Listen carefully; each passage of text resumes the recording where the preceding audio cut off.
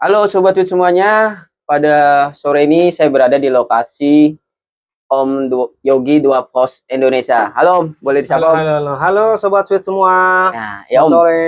terima kasih Om Yogi. Nah, tadi udah nyapa Sobat Wit, kalau followernya dari Dua Pos Indonesia siapa Om? Panggilan sayangnya apa?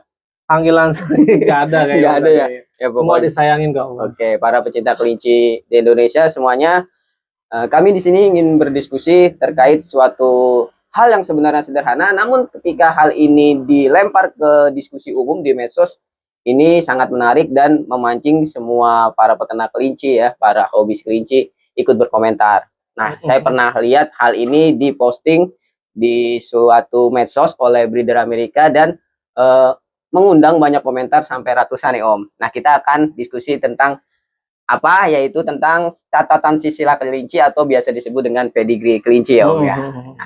Oke Om, pertanyaan pertama di video ini saya ingin mencoba bertanya pendapat Mas Yogi, seberapa penting sih catatan silsilah atau pedigree buat kelinci khususnya yang status kualitas kelincinya itu brood atau show Om?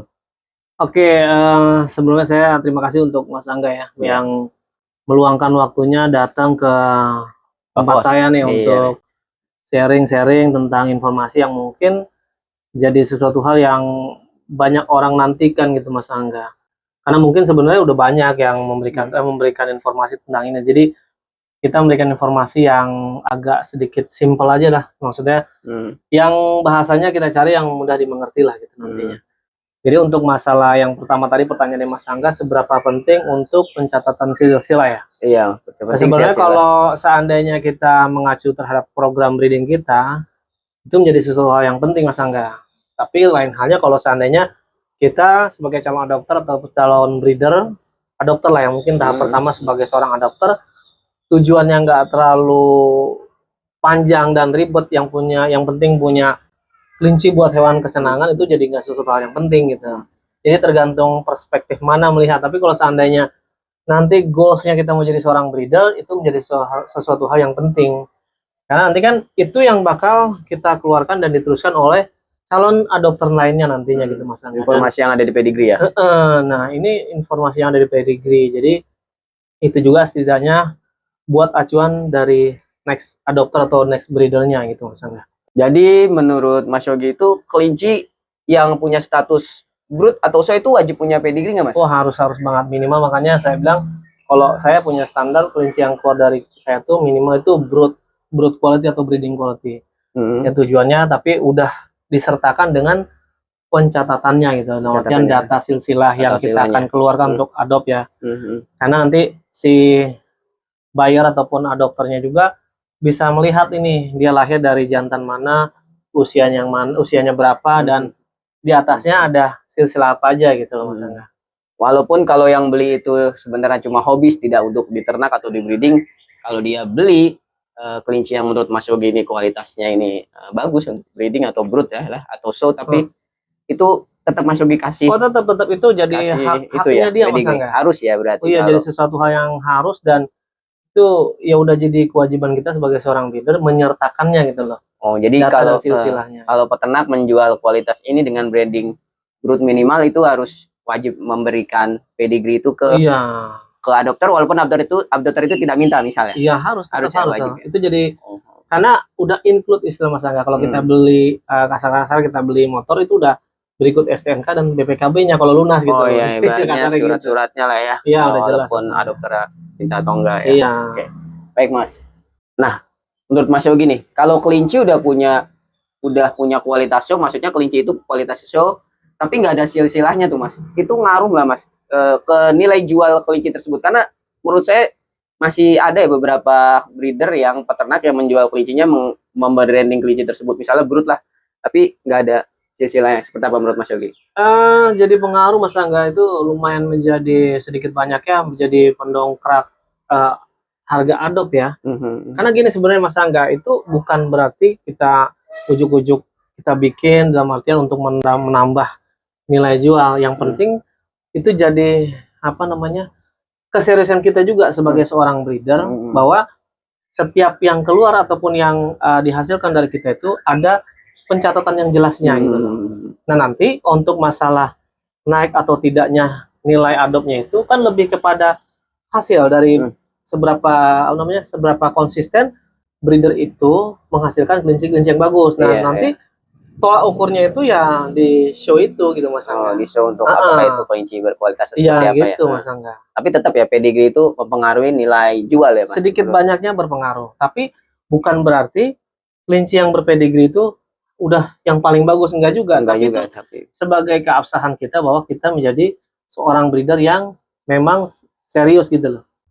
Oke Mas, kalau buat kelinci brood nih ya Mas, biasanya Mas Yogi itu lebih pilih yang ada catatan silsilahnya atau hanya ngandelin penampilan fisik aja gitu Mas?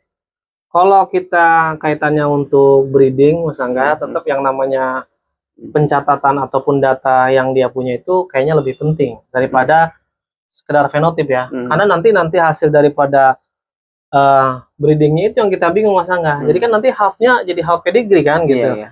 Karena ada beberapa orang yang kok half sih gitu. Jadi pertanyaan lagi kan nanti perdebatannya jadi panjang. Nah, kalau saya sih lebih melihat ke pencatatannya dulu Mas Angga. Nah, nanti kan kita lihat genetiknya di situ. Syukur-syukur nanti genetiknya cocok sama kelinci yang mau kita lanjutkan, kita pakai. Tapi kalau seandainya genotipnya tuh nggak cocok, ya kita nggak teruskan. Jadi intinya yang saya lihat pertama di silsilahnya itu dulu Mas Angga. Nah, terus Mas selanjutnya Mas, pernah nggak Mas Yogi ini nemu kasus kelinci yang tampilannya keren banget, bahkan bisa juara gitu Mas? Tapi ternyata silsilahnya nggak jelas tuh Mas. Oh iya, bisa aja sih Mas Angga, pernah ada kasus kayak gitu kan. Maksudnya saya juga ngeliat ada beberapa yang di sini pun yang seperti itu Mas Angga. Bisa aja untuk program breeding, tapi itu langkahnya pun pasti panjang Mas Angga. Nggak mungkin di generasi pertama dia bisa mendapatkan pencatatan lengkap nantinya. Mungkin di generasi keempat baru bisa keluar pedigree-nya dari dianya gitu loh Mas Angga. Karena nanti kalau seandainya programnya mau kita pakai yang kelinci yang tidak berpedigree ini, kita perlu apa namanya, program terpisah gitu loh. Oh iya. Jadi nggak bisa disatukan. Kalaupun seandainya nanti disatukan, nanti itu pegangannya buat kita aja. Nanti buat ngasilin si nanti yang di generasi ketiga keempatnya itu udah punya pedigree yang jelas nantinya gitu. Silsilah yang lengkap. Cuma masalahnya yang Mas Angga bilang itu kelincinya udah usia atau tidak gitu. Takutnya dia udah melewati masa produktifnya, belum sampai di generasi yang kita inginkan, udah nggak bisa menghasilkan lagi gitu. Oh gitu ya. Tapi berarti menurut Mas Yogi, ketika kelinci tersebut tampilannya oke tapi nggak ada silsilah, boleh aja dipakai. Namun angka lebih baiknya kalau hasil breedingnya itu yang kita publish itu kalau yang sudah generasi lengkap itu ya Mas. Karena kalau seandainya kita bilang boleh, takutnya kan pemahaman orang kadang-kadang suka apa namanya bias gitu Mas Angga. Katanya ini boleh, kenapa jadi diperdebatkan gitu. Jadi emang kayak case yang Mas Angga saya pernah lihat yang di luar sendiri ada crossbreed kan untuk memperbaiki tulang. Itu kan jadi sesuatu hal yang tidak diajarkan, tapi ada gitu loh. Akan jadi sah kalau sama-sama ngerti ilmu dasarnya. Tapi kalau nggak ada mengerti dasarnya, itu jadi suatu perdebatan nantinya gitu Mas Angga. Makanya saya bilang jadi program rahasia di nantinya gitu untuk membentuk garis darah baru nantinya gitu. Kalau memang suatu peternak tersebut memang membutuhkan genetik dari kelinci tersebut ya, walaupun kelinci tersebut tidak. Tapi dengan catatan jangan ini Mas Angga, maksudnya kalau misalnya kita mau bikin bloodline baru nih, berarti gitu, nanti itu harus terpisah gitu loh. Jadi kadang-kadang kan orang kita di generasi pertama aja karena kebutuhan dalam tanda kutip akhirnya dilepas dijual. Nanti pencatatannya yang jadi tambah-tambah gitu Mas Angga nanti. Tidak jujur ya. Jadi mendingan kalau ngelepas kelinci yang kita hasil dari yang tidak berpedigree mending dikosongin aja Mas. Jujur aja. Kalau kayak gitu masih mending. Nggak apa-apa. Yang penting bayarnya oke. Kita juga lepas nggak ada tanggungan segala macamnya. Gitu. Ekspektasinya juga nggak terlalu tinggi. Tadi Mas Yogi juga udah cerita banyak case ya peternak-peternak yang masih ada kelincinya walaupun bagus tapi ternyata tidak punya catatan silsilah lengkap. Nah menurut Mas Yogi kenapa sih masih ada peternak yang kurang peduli atau nggak nyatet silsilah kelinci mereka gitu? Menurut Mas Yogi kenapa tuh? Kira-kira karena mungkin gitu Mas Angga, yang pertama mungkin dasarnya dia juga dapat parent stocknya yang nggak ada pedigree-nya juga. Nah itu satu, pasti otomatis bawahnya itu. Tapi kan bisa nanti Mas dibikin yang nanti sampai generasi. Ya bisa, karena kan nggak semuanya aware terhadap hal seperti itu kan. Karena tujuannya bukan bagaimana caranya untuk menghasilkan dan membentuk satu genetik ataupun membangun genetik yang baru.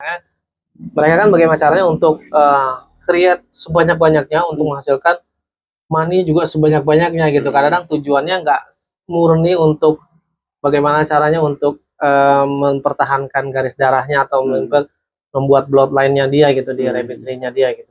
Jadi males ya mereka sebenarnya. Iya, Jadi bukan malas sih, karena pertama faktor keterbatasan informasi juga. Apa sih yang diperlukan? Apa sepenting itu gitu pedigree-nya. Sepenting apa pedigree terus? Yang padahal pada akhirnya juga nanti akan penting gitu loh. Karena gini, nanti kan banyak case tuh orang mengeluarkan kelinci dengan status brood atau breeding quality. Tapi nggak ada kejelasan tentang pedigree-nya kan. Tapi kalau ditanyakan kenapa ini masuk breeding quality atau brood quality, ya bentuknya agak lumayan, pasti begitu alasannya. Nah, jadi kan untuk balik lagi ke mendongkrak harga itu, si buyer juga jadi informasinya dapat juga nggak maksimal.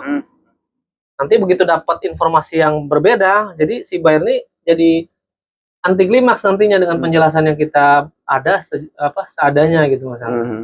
Saya masih lihat beberapa teman-teman di sekitar kita seperti itu ya, belum memiliki aware, kesadaran penting bahwa manajemen ternak di breeding itu penting gitu. Kenapa itu Mas, menurut Mas Yogi? Apakah tadi kan mungkin kata Mas Yogi belum tahu seberapa penting pedigree, padahal sudah banyak info tahu bahwa pedigree ini bisa kalau nggak ada pedigree kualitasnya bagus itu bisa menurunkan harga jual ya. Jadi kesepakatan harganya jadi kayak menurun seperti itu. Nah, Mas Yogi kenapa tuh? Selain kurang aware peternak kita atau mungkin nggak tahu toolsnya atau males nyatet di komputer? Iya, pertama mungkin gitu. Pertama juga mungkin yang pertama itu maksudnya kita balik, mungkin dia pertama nggak dapat parent stock yang benar-benar dapat pedigree kan. Jadi dia pun bingung mau bagaimana caranya. Yang kedua mungkin ya kalau maksudnya di sini nggak ada kepedulian itu Mas Angga. Pokoknya yang penting bagaimana cara gue bisa menghasilkan anakan yang bagus. Ya udah gitu. Udah begitu aja gitu. Udah gitu, jadi lebih ke aware-nya ya, bukan kepeduliannya aja gitu. Bukan malas terus nggak tahu toolsnya. Toolsnya malah gampang, nggak bisa pakai Excel pun. Iya, apapun bisa. Cuma kan kayak mau apa enggak gitu. Memang nggak mau gitu. Nggak mau bikin catat ya, males ya. Paling nggak catatannya kan cuma sekedar anaknya ini nih, bapaknya ini, udah jelas segitu aja gitu.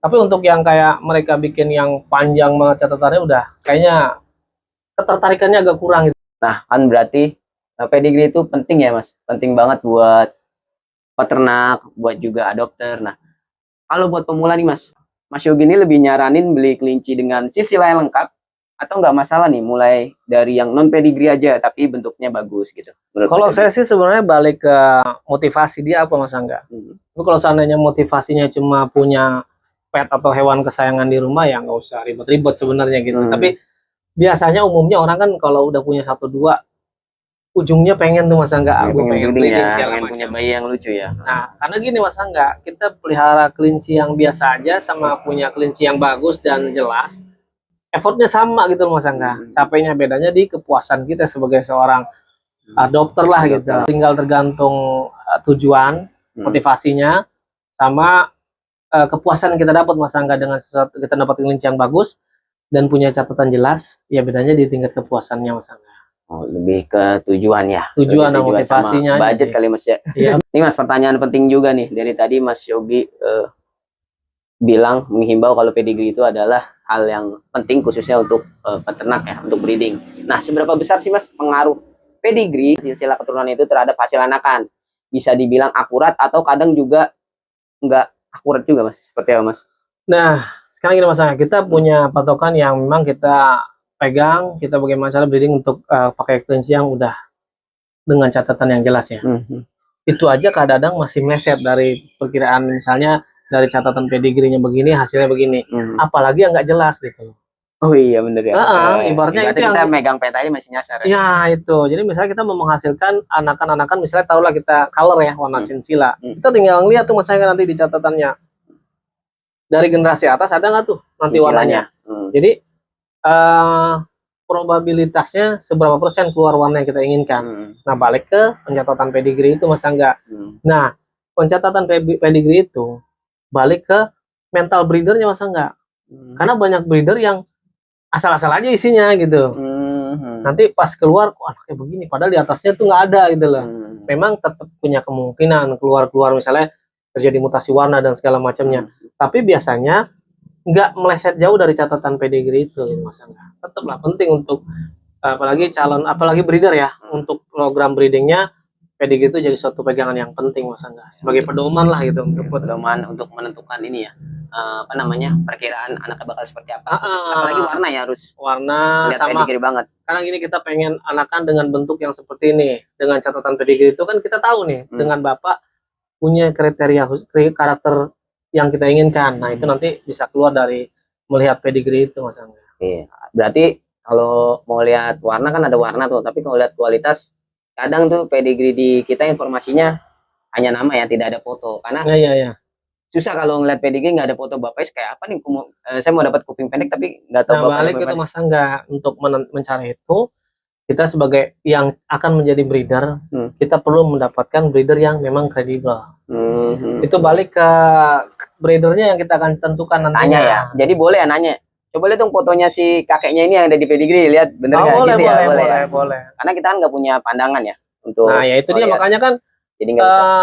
ketepatan informasi yang diberikan sama breeder itu balik ke seberapa aware dia sama program breedingnya, sama seberapa sukses dia dalam proses breedingnya Mas Angga. Iya benar. Gitu. Makanya kan kalau kita bilang ada kelinci-kelinci yang kompatibel sama enggak kan. Ada beberapa, misalnya kalau kita mix line aja kadang-kadang hasilnya random kan.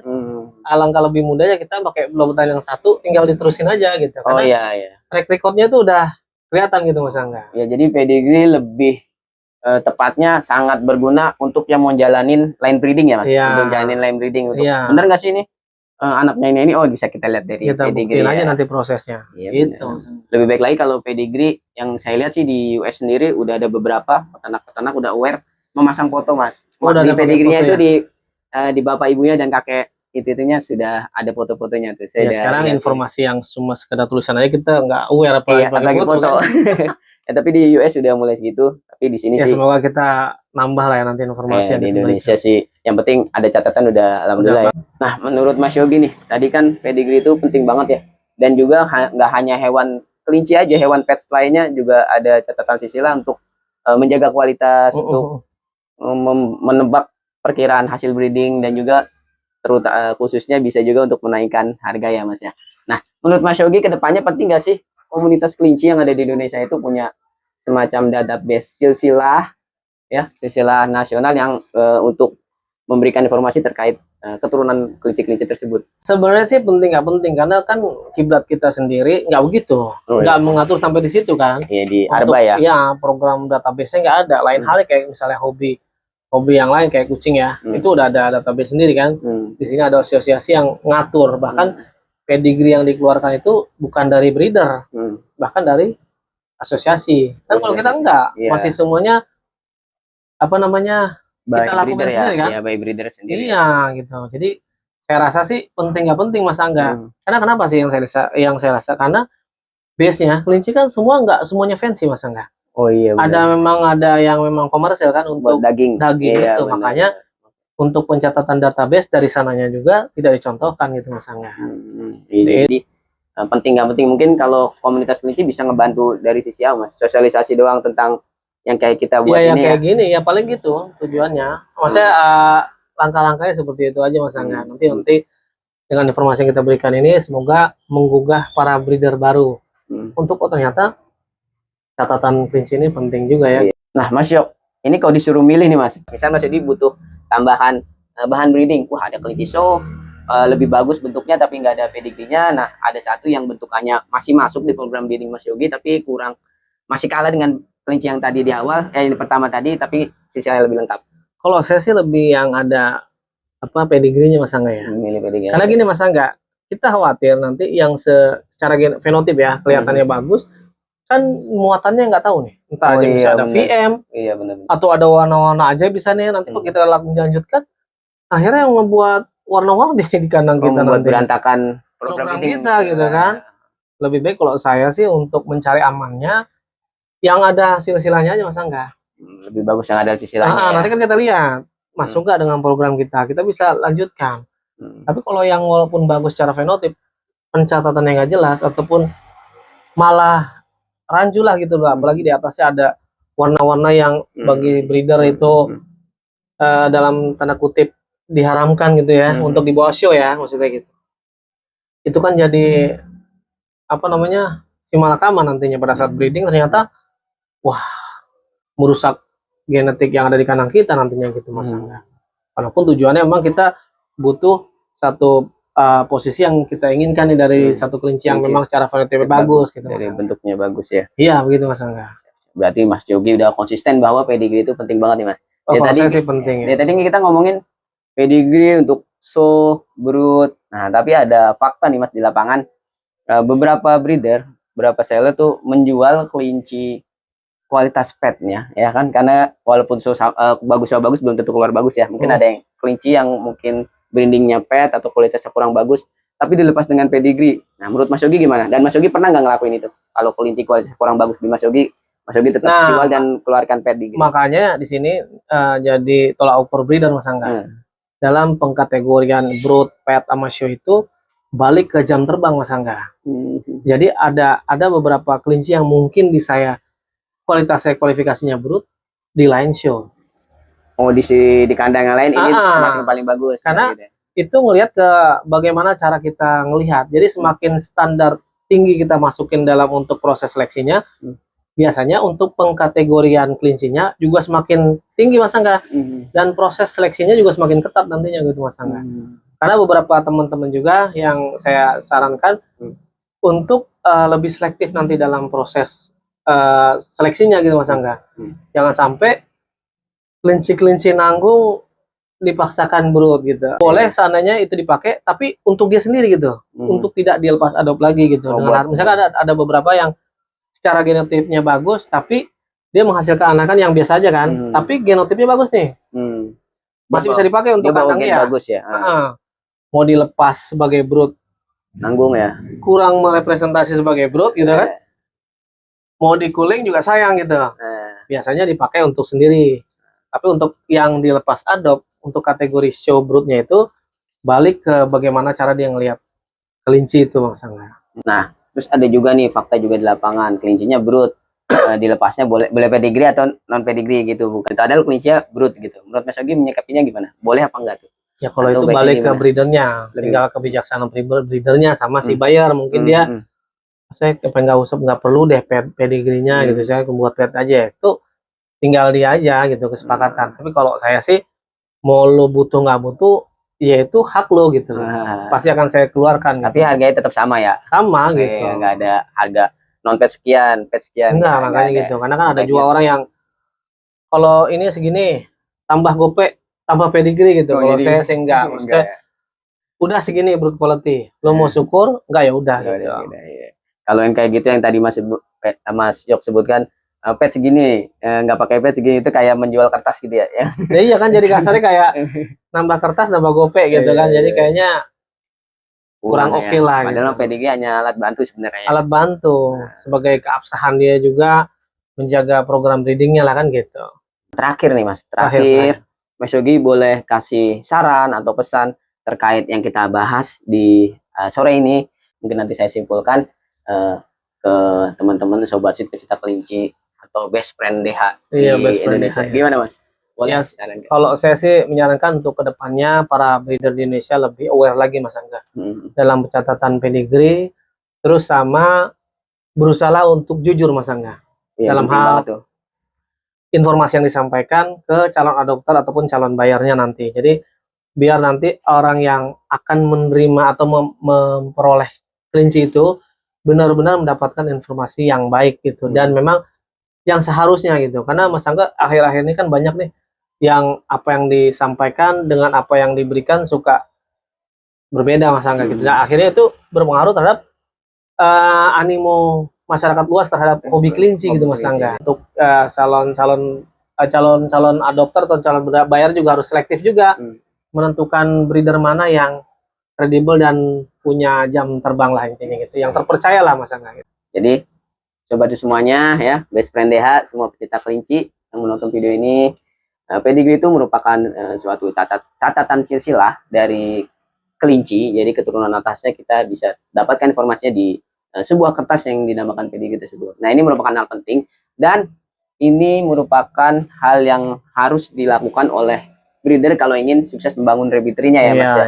Dan juga di sini kita dituntut, para breeder dituntut untuk kejujurannya, mengeluarkan informasi yang ada di pedigree tersebut agar calon pembeli tersebut puas ya Mas ya. Dan Iya. kita jangan sebagai peternak jangan males melakukan pencatatan. Kalau memang kita lepas brood quality ya minimal atau show quality, adop tersebut harus kita kasih pedigree, jangan ditunda-tunda ya Mas ya. Iya. Jangan ditunda-tunda karena memang itu mereka sudah bayar kewajibannya, kita juga harus memberikan haknya yang berupa pedigree tersebut ya Mas. Baik Mas Yogi, terima kasih atas waktunya, Oke Mas informasinya. Aka. Bagus banget informasinya, mudah-mudahan ini bermanfaat untuk yang nonton video ini ya Mas ya. Amin amin amin. Oke. Terima kasih Sobat Cuy semuanya, pecinta kelinci yang sudah menonton video ini. Sampai jumpa di video-video kami berikutnya.